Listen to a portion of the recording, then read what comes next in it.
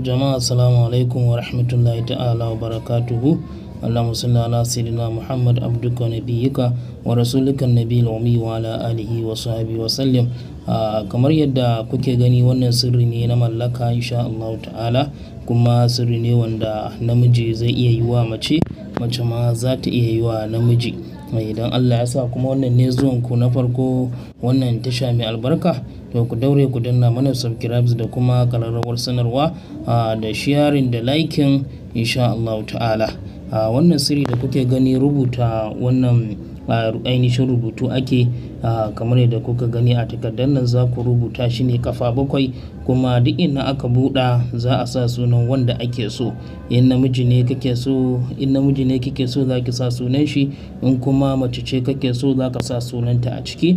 Idan an sa wannan suna shikenan sai a wanke, sai a samu zuma farar saka sai a sha. Insha Allah haka ake yi tsawon kwana 7. Amma a kullum ranar da aka fara sha dama zai kasance da asuba ake so a fara sha.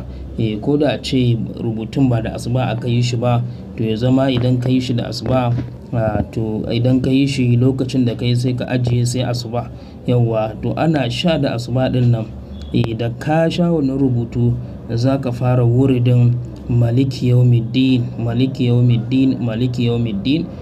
Za a yi shi kafa 333, amma duk guda ɗaya za a faɗi sunan wanda ake so. Haka idan an yi azahar nan ma ana yin azahar a gurbin sallah ɗin, a nan za a yi wannan wuridi. La'asar ma a gurbin sallah, kar a tashi, in aka yi sallah kar a tashi sai an yi wannan wuridin. Haka za a yi har tsawon kwana 7 har a gama shan wannan rubutu. Ba a so a yi fashi, kuma mutum ba a so ya zama ya yi wannan wuridi ba a gurin da ya sallah ba, kuma ba a so sallar ya zama ka haɗa salloli guda 2. Kwarai da gaske. To wannan sirri haka yake insha Allah. In dai an daure an yi shi yadda muka faɗa, to shikenan za a sami biyan bukata insha Allah ta'ala.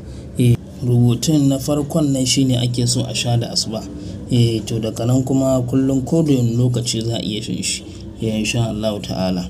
Kwarai da gaske. Wato tun mutum yana shan wannan rubutu, yana yin wannan wuridi, in dai an yi yadda aka faɗa ɗin, to tun a yanayi na mutum, wato kai da kanka za ka ji canji, ko kuma ka ga yanayin wasu mafarkai da za ka riƙa yi a kan wanda kake so ko kuma wanda kike so insha Allah ta'ala. Kuma in kana ganin za ka iya shan rubutun, za ka iya sawa a yi maka wuridin.